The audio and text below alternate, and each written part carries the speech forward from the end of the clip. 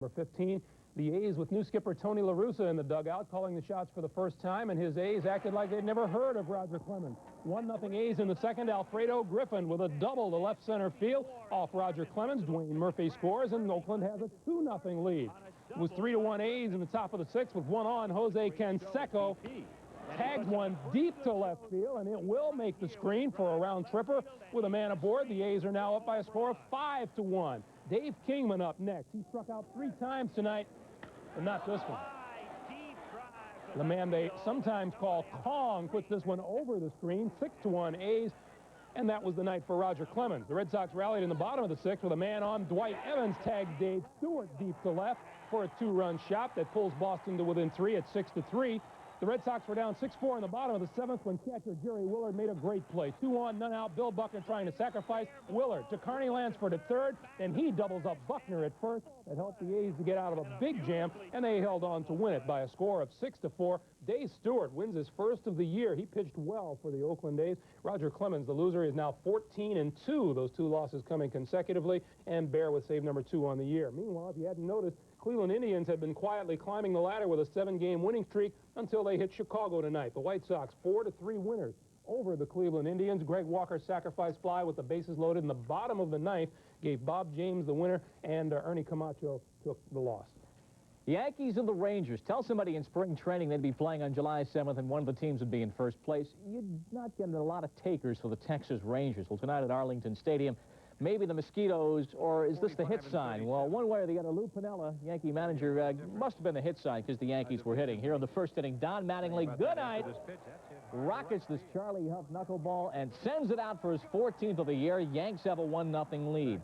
Moving to the third inning, Clonell Washington ripping this one to right field off of Huff. Incaviglia gives it a go, and it's out of there. 3-1, the Yanks on top. Charlie Huff's flutter ball just wasn't fluttering in the right directions. With the bases loaded, he walked Paul Zuvilla. And the Yanks now take a 5-1 lead as Dan Pasquit comes down the line. Tough night for Bobby Valentine when he went a half-game lead. Later in that third, Ricky Henderson singles the left off of Huff, bringing in Mike Tagliarulo and Willie Randolph coming on home. 7-1, the Yanks are breezing. Now Winfield, Dave Winfield, came off the bench tonight. Deep to right field off of Mickey Mailer, and it's out. No, it's just off the top of the wall. Ricky Henderson comes in, the 2000th hit of the career for Winfield, who was very upset that he was benched tonight. He thought George Steinbrenner ordered him benched. Then with the bases loaded in the next inning, he ripped this mortar to left center field off of Jeff Russell. Tagliarulo coming in, Zuvella comes in, Henderson comes in. Well, he might have been upset, but he had 4 RBIs as a reserve tonight. Winfield and Scott Nielsen making his major league debut. Went 7 innings, striking out 5, walking 1, got Odom McDowell right there, 14-3. Incaviglia had a 16. Question just a few days since Oakland hired Tony La Russa.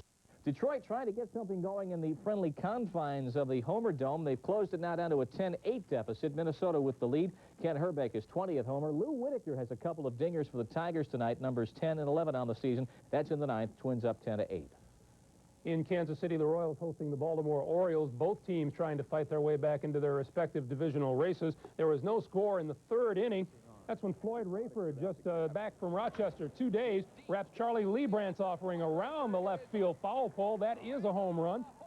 Rayford had been sent down to regain his hitting stroke. 1-0 Orioles. Royals threatened to tie it in their half of the third, but Juan Bonilla saves a run by stabbing Willie Wilson's hot grounder. Bonilla back of second with the diving stop. Doesn't have a play. Greg Pryor only advances to third, where he was stranded. After Fred Lynn singled to open the fourth for Baltimore, Cal Ripken followed up. Like the sound of the bat on ball, it will sail way out over the 385 marker. 12th home run of the year for Cal Ripken, and the Orioles led 3-0. About the only thing Royals fans had to cheer about was rookie Mike Kingery's first big league base hit in his second at bat. Blooped it into center field, and the ball was retrieved and saved. But Kingery was erased on a double play just a couple of moments later. Bases full in the fifth. Mike Young at the plate for Baltimore.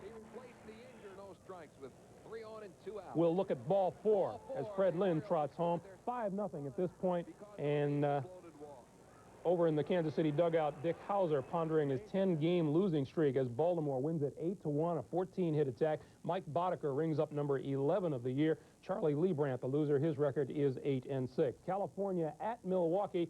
This game is now into the 11th inning, and there is some pitching being done here. with the starter for California. Donnie Moore came on in the 10th inning. Wegman, the starter, and has gone all the way so far for the Milwaukee Brewers. It is a scoreless game in the 11th. One more American League game, this one north of the border in Toronto, where the Blue Jays beat Seattle by a score of 7-5.